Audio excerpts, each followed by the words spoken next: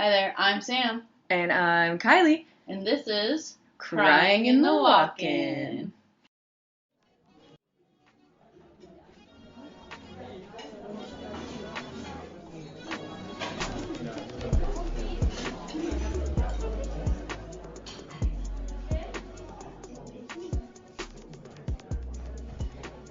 All right, y'all, welcome back to Crying in the Walk-In.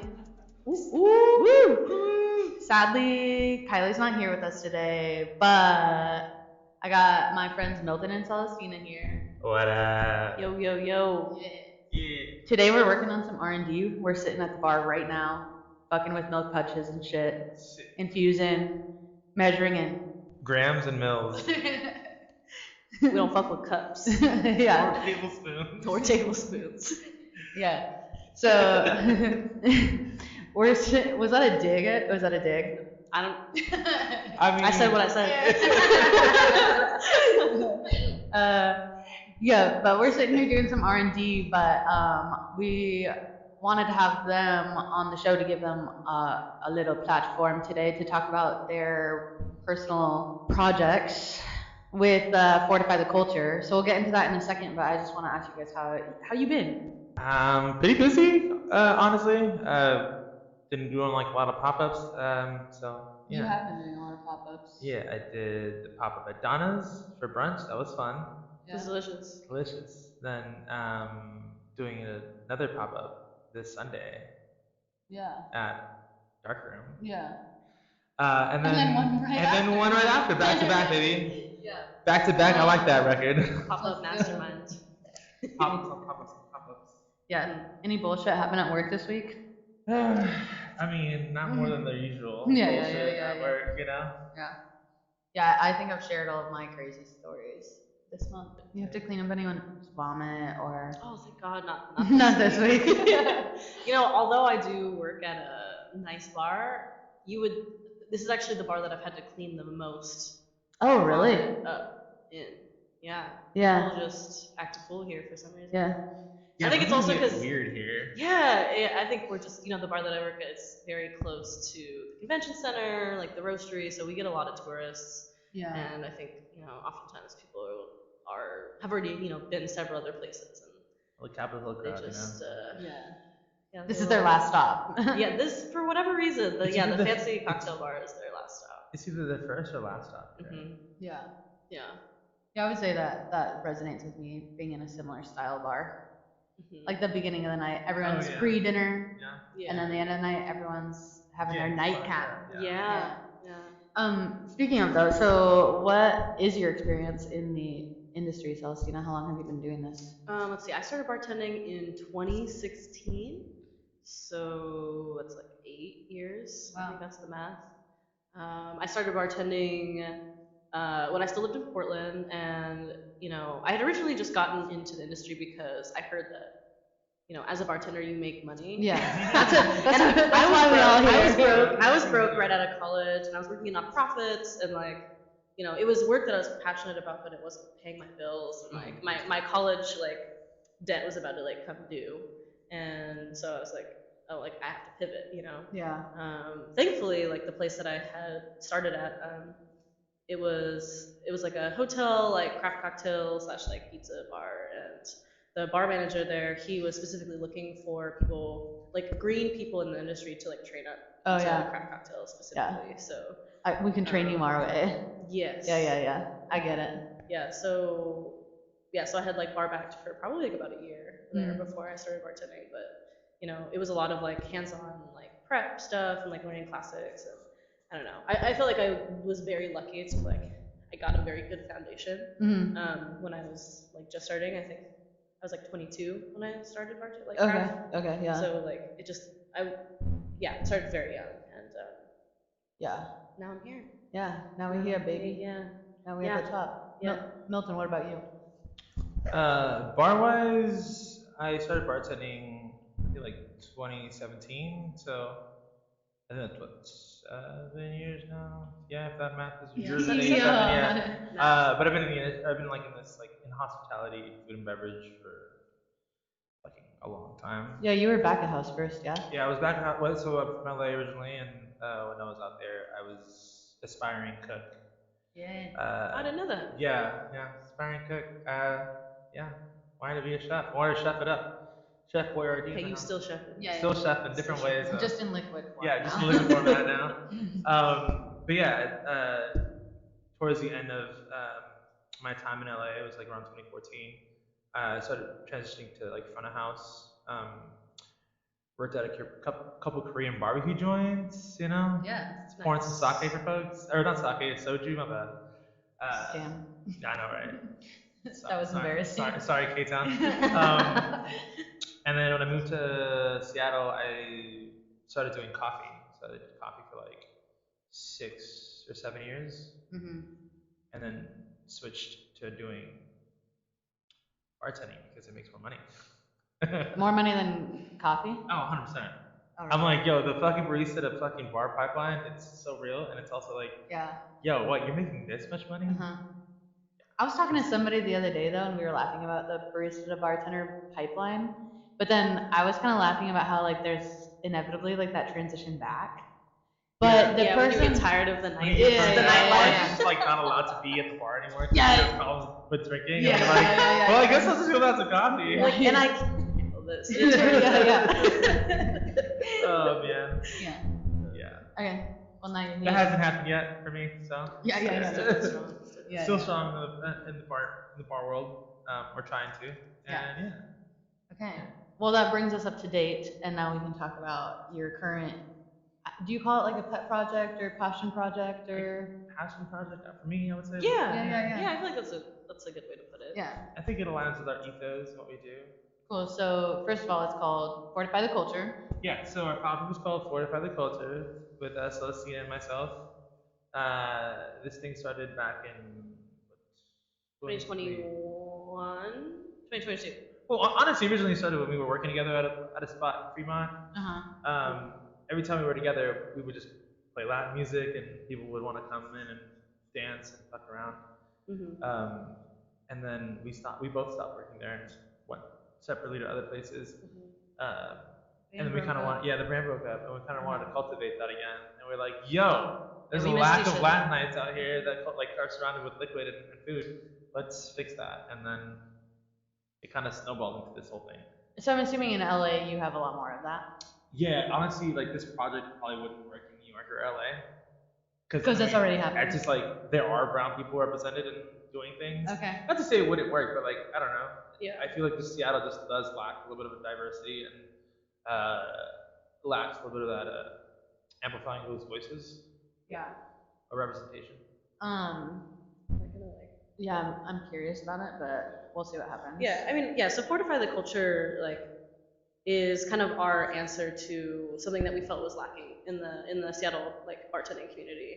That makes sense. And you know, especially like yes, it is about BIPOC like representation. Yeah. Also, Milton and I like love each other. We like always enjoyed working together. Yeah. And like we, I think both are on the same page about wanting to just like create spaces where like people like us or maybe not like us like can like feel like seen. Yeah. Or like where there isn't like as many spaces. In this city in particular. As we've grown and put on more and more pop-ups, like our focus has branched out. So originally it was just about like craft cocktails and like bringing our kind of like backgrounds into like how we develop and like execute menus and stuff. But now we want to be intentional with who we're bringing into like the fold. Yeah, I've definitely noticed that with you all. You are intentional about the people you work with and platforming other people of color. Yeah. And it sounds. Yeah, we literally want to start creating community between all these marginalized folks. Yeah. That aren't represented in our city, and I think that's what we're trying to aim for. It definitely, again, like it didn't start with that mission goal. I think our mission goal originally, we didn't have one. We just was like, let's just do Latin nights. Yeah. And then that transformed like, oh yeah, we can really like bring other folks in, kind of like have representation of like black and brown folks, and use their cultural background and upbringing to like be represented not only in menu for for cocktails, but like for food, for people who are like selling trinkets, or people who are doing one of our last events we had drag shows, and everyone who was doing drag was a person of color. So like we're trying to tap into more of the art scene as well. Yeah. So like DJs as well. Like, It's a food. So basically, we should talk about our upcoming Miami night. yeah. A night in Miami event. Una noche en Miami. Yeah. Hey, say it again. Una noche en Miami. Ooh. Yeah. Ooh. What are the deets? So it's at Rich Rich on May 27th. So this coming Monday, from 6 to 1. Sam's guest bartending. Music by La Mala Noche. Food by Jose and Stephanie, who own Garzon and Bachancla. And then, yeah. And cocktails by yours truly. Cocktails by yours truly. Yeah. And you guys are running the damn show. We're doing the damn thing. So what do we have going on for it? So we wanted to take a little bit of history and give it a little nod to it from Miami in the 70s and 80s, and kind of represent the communities that were living there, and so doing kind of like mold what Miami is today. These are all just like immigrants who moved over to Miami, and Miami I would say is like little Cuba essentially. Yeah. I mean, Spanish is basically like an official like language in Florida as well. It's like I think I was doing some research about like the history of Miami and Florida, like for this event specifically. Yeah, and I think that it's such a good like representation of what we are about. Is like we want to show how brown people are like have been here and like have made community, and like we contribute like so much to like the culture, but it's just not like emphasized, Right. or it's not like highlighted. So. Right. Well, I think that's really valuable in the spaces you're talking about right now, because in Seattle, it doesn't, like they're there. Yeah, like brown people have always been here. Been here forever. But again, it's just like the lack of representation or the lack of acknowledgement. And I mean, it's only until like a couple of years ago where like museums and places in Seattle started having land acknowledgement. Right. We are unoccupied land. Mm-hmm. I think that's also very important to start representing as well. Like, hey, this isn't our territory, But so going back to like our pop-up that we're doing this week, we wanted to bring in people who were also doing Cuban food in the area. We're bringing in Amanda La Mala Noche to DJ for us. Yeah. Garzon is going to be doing food for us. Yeah. And I'm really excited for it. And then you're going to be guest bartending. Yeah. I'm gonna be guest bartending, which, like we were talking about in a previous conversation, I'm really excited about being a guest bartender because, like, you have provided a space for me to get creative for a second, maybe check back in with my own roots. Like, I am a Latinx person. I'm Mexican and have always felt like I'm half Mexican, and I've always felt a little bit separated from those like cultural identities because I grew up with my white American family here in Washington, and yeah, so it's also providing me a moment to just like check back in with myself and my ancestors even a little bit, and just have fun with something new outside of. I also work in like terribly white spaces too, so this is an opportunity to work in a more. Yeah, anytime we can work with like people who look like us, or have the same kind of vibe as us, or we create that kind of a space for folks like that, it's always fun. Yeah, and like I think what I also really liked about the food vendor that we're working with, like Garzon / Bad Chunkla, because Garzon just opened a brick and mortar space called Bad Chunkla, like up like a couple blocks from where we are right now, like on Capitol Hill. Their whole thing is like it's like they do like inauthentic Latin food, or like Latin food that's like a love letter to the immigrant like community or the first gen like experience. And so I think it's really like people have a lot of ideas about like authenticity. I think when it comes to like race and like ethnicity stuff, and like people have a lot of ideas like what it should be, like what it should look like, and I think that actually really different, like person to person. Yes. And like people think that like, for example, like just because we're like we're Latin duo that do pop-ups, it's like, oh, it's gonna be all like margaritas and like be like tequila and like horchata, and like certainly we've like done that, but we want to just like create a space for creativity and for like taking those things and maybe like playing with them or like turning them on their head. I think the DJ that we picked, and the reason why we picked her too is she said it best. It's like she doesn't want to be pigeonholed, right? Like yes, we're Latin folks, but we're not monolith. We don't come just in one size. Like there is a whole genre of Latin folks who like emo music.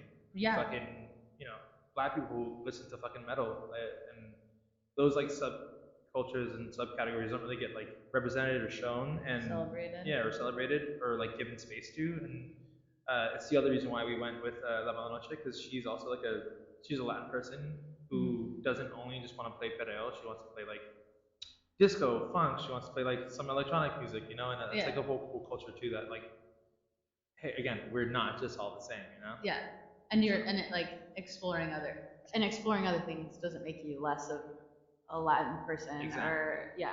And that's the thing too that comes with authenticity and like bringing back the point where like would this work in places like LA or New York, where you already have so much culture and fusion and like it's a pot, it's like melting pot of cultures.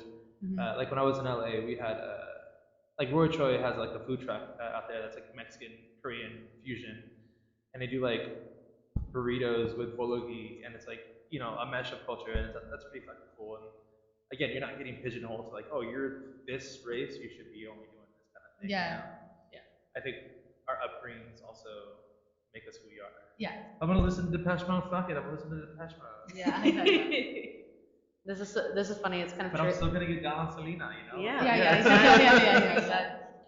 But yeah, and then I mean, on that note too, we were talking about some of the other bartenders that you've worked with, and just like offering them a space to grow and learn. Like, do you have any, or do you want to like give any examples of that? Like, you don't have to name people or like absolutely. Yeah. So like Like what am I getting out of this? No. Yeah. So for example, like for the person we worked with last time, like they were really expressing interest of like wanting to like make a milk punch, for example. Yeah. And they wanted to use NA ingredients, and which is fascinating to me because Yeah. I've never heard that be done. Yes. Yeah. It definitely the whole like NA cocktail world is definitely like kind of moving at a rapid pace, like forward to kind of like meet craft cocktails where they're at, right? Yeah. So it's like about taking those methods and like using them for NA stuff. Yeah. So we worked with like our guest bartender to like help them feel confident and like help them execute this idea that they had in their mind. Yeah. And by the end of it, they did have something that they like, felt really proud of, like basically making all their own stuff, and hopefully like that they were able to like use that skill like moving forward. Yeah. And it was a really fucking great cocktail too. Yeah. It's really really tasty. It was also good to like showcase their they own like a NA bottle shop, so it was cool like to promote that a little bit too.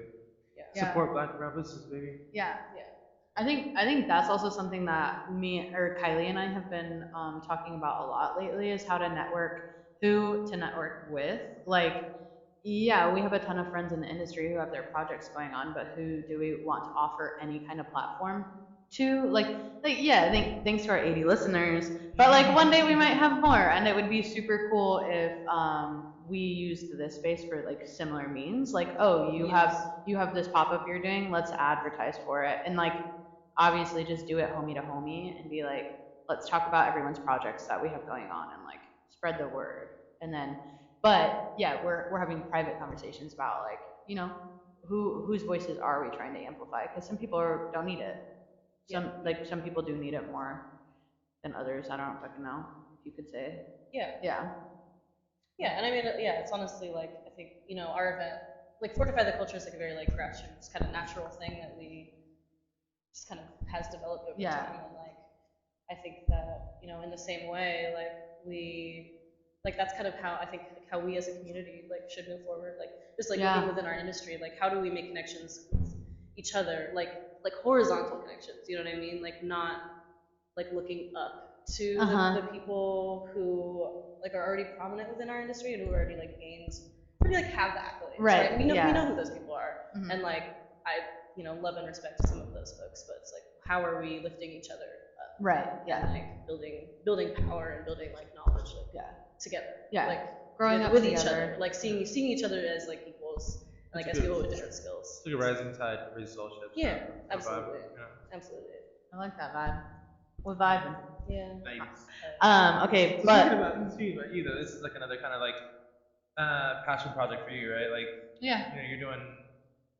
This started off like what for you? So for me, we put it in our story sometimes on Instagram, but for me it was truly like just sitting at after work drinking a beer with a friend, and it was more the tee hee ha funny things that got me, and I was like, we need to start recording this because it's just funny. But then yeah, once I was like, oh, I have a mic in my hand and people can hear me talking now, I might as well say something. So now it's kind of turned into um, the human connection part of it originally started guest to bartender because I like I think I was getting jaded and a little tired of getting walked on by people, and I was like, maybe if they just understood my perspective, we could like meet in the middle. Yeah. But I think that was a really angry like perspective to have, like just I was tired. And I don't think it's wrong. I just like think I was tired. And so yeah, so now it's like, oh, okay, cool. Like we can laugh. We can also educate by having smarter people come on the podcast than I and tell us about rum. Jen Aiken, thank you. And yeah, so it is snowballing. It's an ever growing process, I would So say. kind of similar to like you know, Very like how our passion project did that. It was like started off with this wanting to work again together to like this whole other thing that we're doing.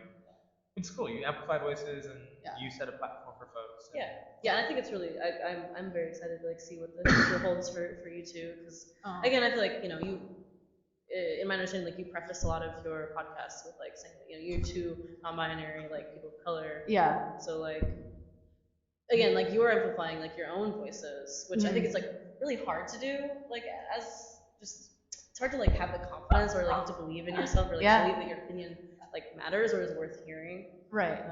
And so like even though you may not like feel like it's always that important, like I feel like just because you're like out there and like doing shit, I think it's that's really cool. I think it's the same like feeling that we get when we're like, are we even like, is this even doing any difference or is No, this, like, it's huge. Yeah, it's hard to measure the impact Yeah. like when you're the one doing it. I think it also often, like it feels like we're just kind of stumbling around. Well, in the dark it feels sometimes. like you're counting your grams and batching and milk punching and all of this shit, and then like it is hard to take a second and like I'll never get to see anyone's face listen to this, you know. Right. I just assume what I can, but it's hard to take a step back and be like, oh, like that person's loving the drink we made. That person, and you can't even see the emotional impact, like somebody just standing in a room that you two have created, an environment that you two have created, like might make somebody feel something, and you're not gonna see that, but it's there. So I mean, yeah, you can't. Yeah. to I mean, truly people speak keep on that. showing up, so I assume that means you're doing It's something working, good. it's working They're somehow. still coming, so like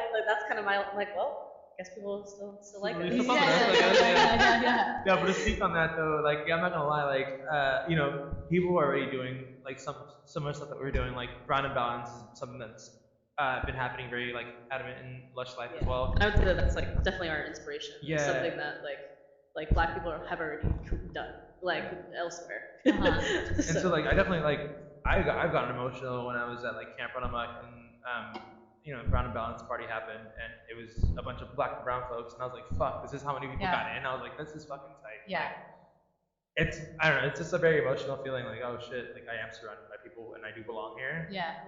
And I think again that's important and I know it's hard to see like the seed that you plant grow into a tree. I think that's like if anything at the end of the day what I can take away from this is like if someone got inspired by what we're doing and like years later that's fucking a win for me, I guess, you know? Yeah, 100%. Yeah. I don't know if I have any aspirations to do exactly what y'all are doing, but certainly when I see you all doing it, it just also sends like this little message of like just get up and do it. Like even one thing with our podcast is that another bartender once told me, Sam, your podcast is gonna be shit.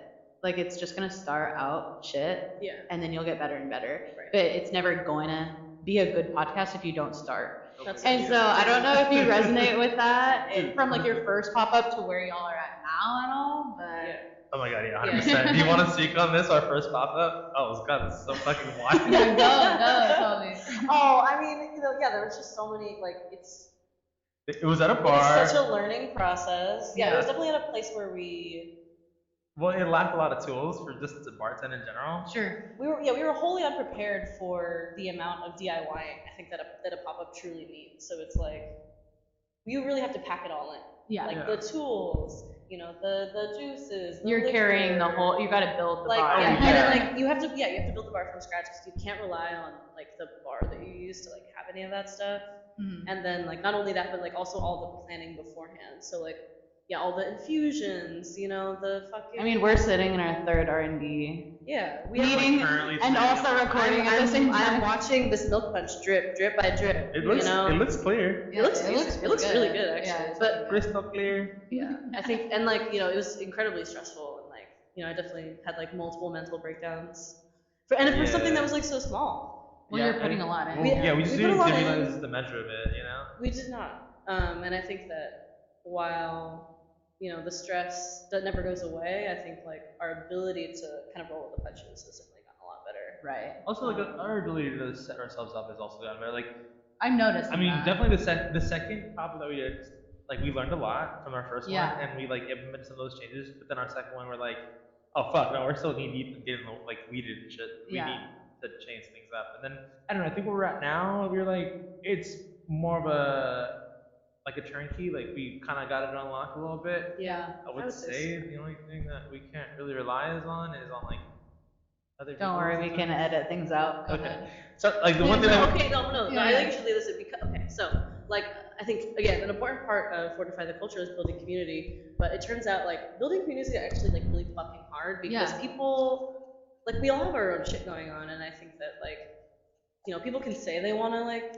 they're about what we do, but like at the end of the day it's like really hard. It's a big ask to have people like show up for us. Yeah. Sure. And so like And we've had to manage our expectations with how much we can expect like from like people that we work with and like And for most of all, this speaks more to like brands themselves too, like not coming in last minute or just doing things last minute, which is like a little bit rough for us. We've had experiences where like menus, weren't the way we wanted them to be. Sure. So again, like to speak on that, like we've now taken upon ourselves to do like a lot more of the work and heavy lifting. So Yeah. we just know that it's right, yeah. Well, I will say too, like if this is your passion project, like nobody's gonna show up with a bigger heart than you are, and then the people who love you. But yeah, when you're dealing with people who, they're working for some big brand, like they already got their comeuppance, and they're just doing their job. Yeah. Like yeah, it is. It's hard.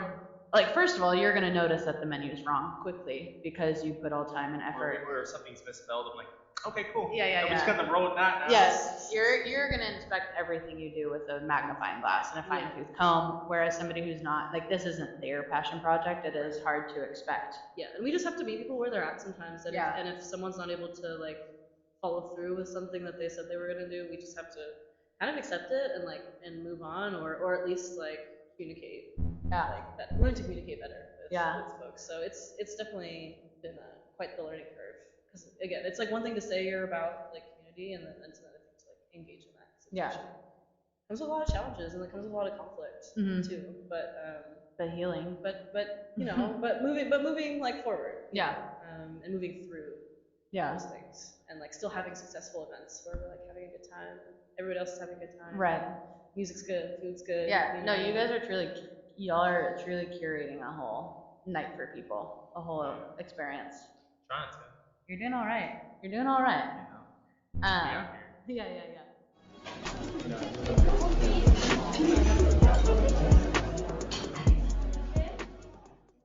Okay, that was a heartwarming conversation. I feel fuzzy inside. But if you know me, it makes me a little uncomfortable.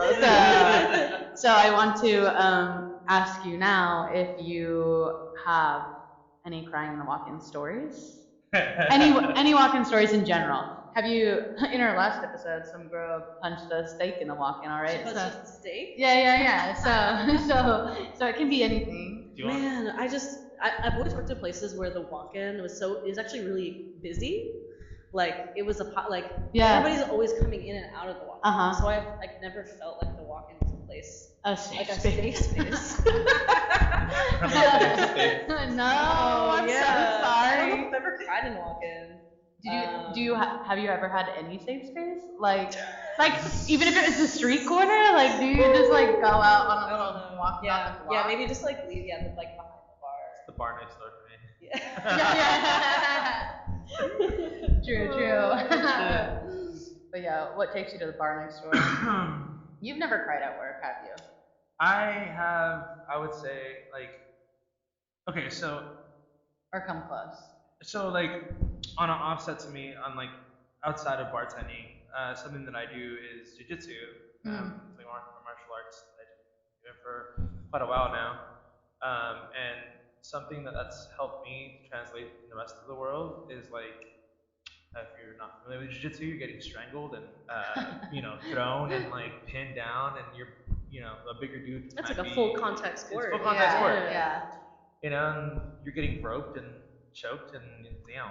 Oh, A little Stevie here, but Oh, Daddy. I swear it's a straight sport. Guys. Yeah. But yeah, like you might have some dude that's on top of you, just like sweating, and you're really uncomfortable. You're put in this uncomfortable place, and you either panic or you get out of it. And I think like the thing that has helped me, like I've definitely like had rounds in jiu-jitsu and just like in kickboxing as well, like where I'm getting beat the fuck up and I like crying and like, oh fuck, like I don't know what to do. And then the better I've gotten, I've done this for like 9 years now. I definitely been able to get more comfortable in being in uncomfortable positions. Yeah. I think that allows me in the realm of bartending to like, yeah, I have some fucking jabroni in front of my bar. I'm like I'm just gonna like roll with the punches and make them laugh, Yeah. And I think that like I try to stay calm, cool, and collected, and I think jiu-jitsu has helped me do that. I will say I can attest to your calm, cool, and collectedness behind a bar. Like I'm just vibing back there. Yeah. So I mean, I'll keep the crying when I go home and I like shower and like I'm just like in the fucking bathtub. Yeah. Sure, or during therapy sessions. I don't know. Yeah, go to therapy, folks. It's good for you. Do some jujitsu, go to therapy. Yeah. You'll be as cool, calm, and collected as Milton one day. hell yeah. Yeah. That's right. Yeah. That's right. What about you? Any horror stories? The only one that's coming up for me, so I used to work at, and it wasn't even when I was bartending, I was being the host. Okay. Which, shout out to all the hosts out there. Yo. Those people get a pummeling. But like I feel like people come in so hot. Kylie and I have talked about it. And Hosts they're get so the worst. mean. Hosts get the worst of it. And usually usually the host, like I would say, like traditionally, like gender, like age-wise, is usually like the youngest, like femme presenting person. Yes. It's like just getting like wailed on by these horrible You're the people. first.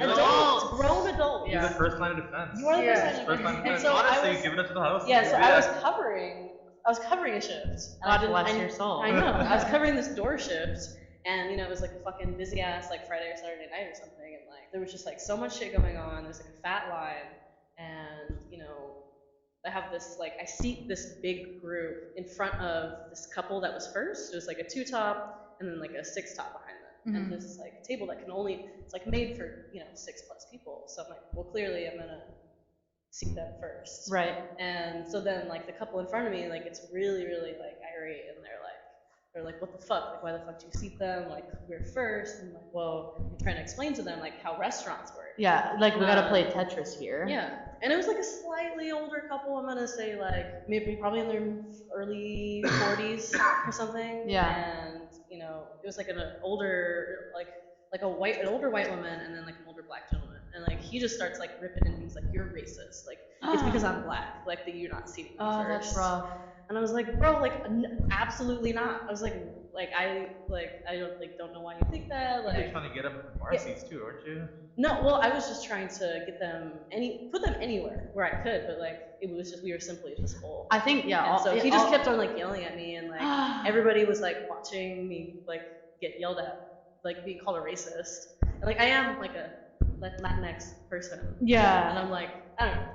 It just like really threw me for a loop, I guess. Yes. It just caught me off, like the insult caught me so off guard. I like was not emotionally prepared for it. Yeah. And it made me really upset because I was like, so not what I stand for. Right. So, and Yeah. that got under my skin, and it really did. Like I was like, so I like after they left.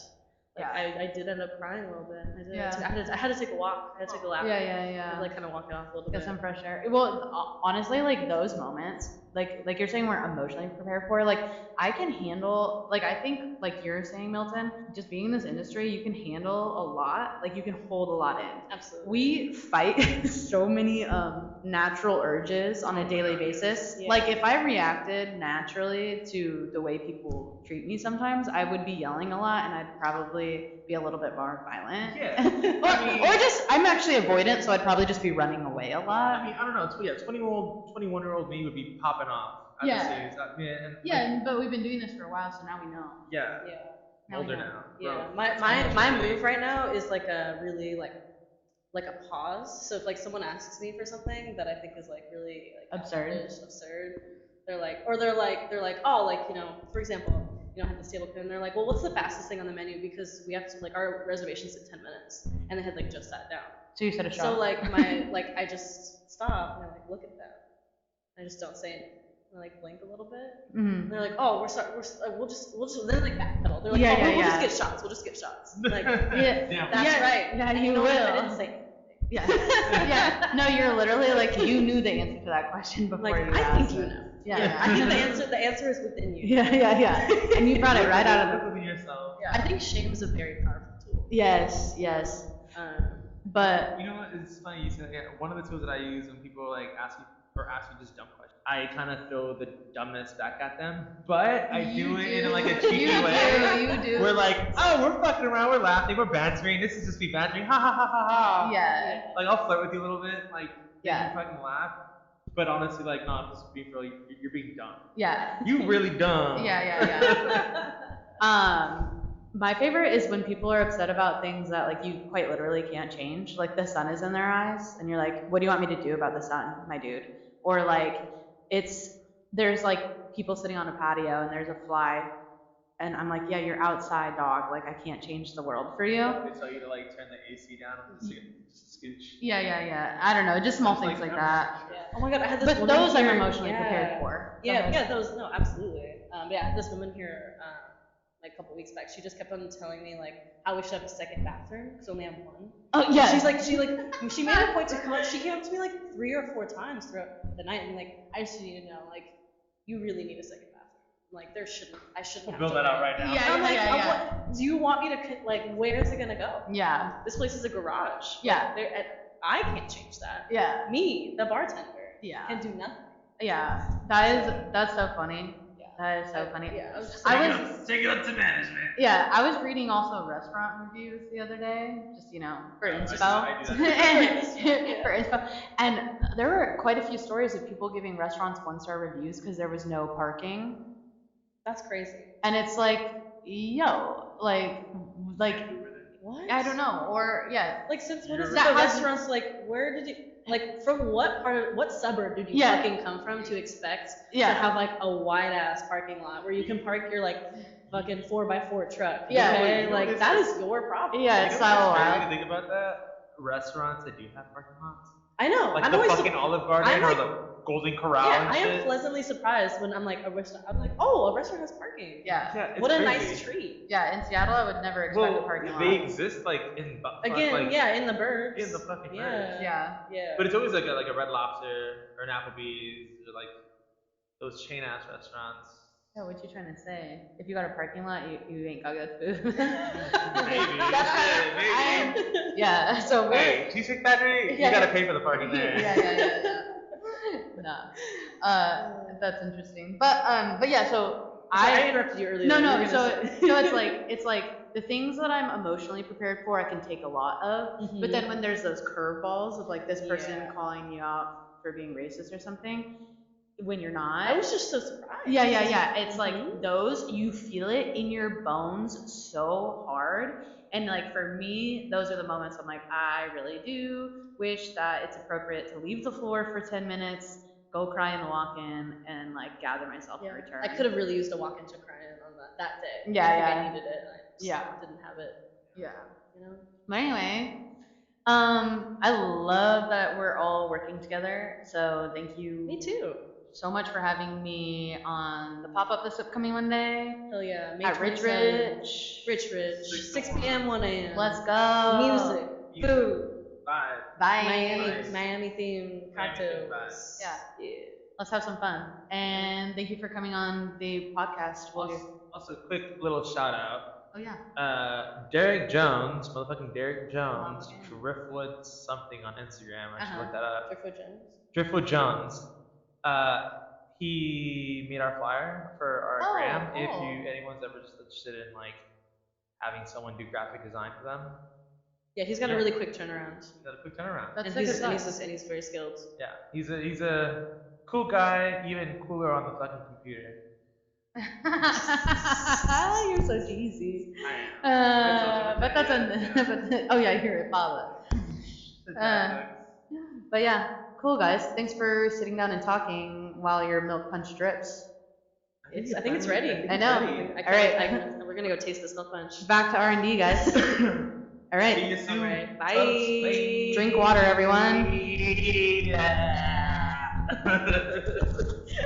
That's making the cut for sure.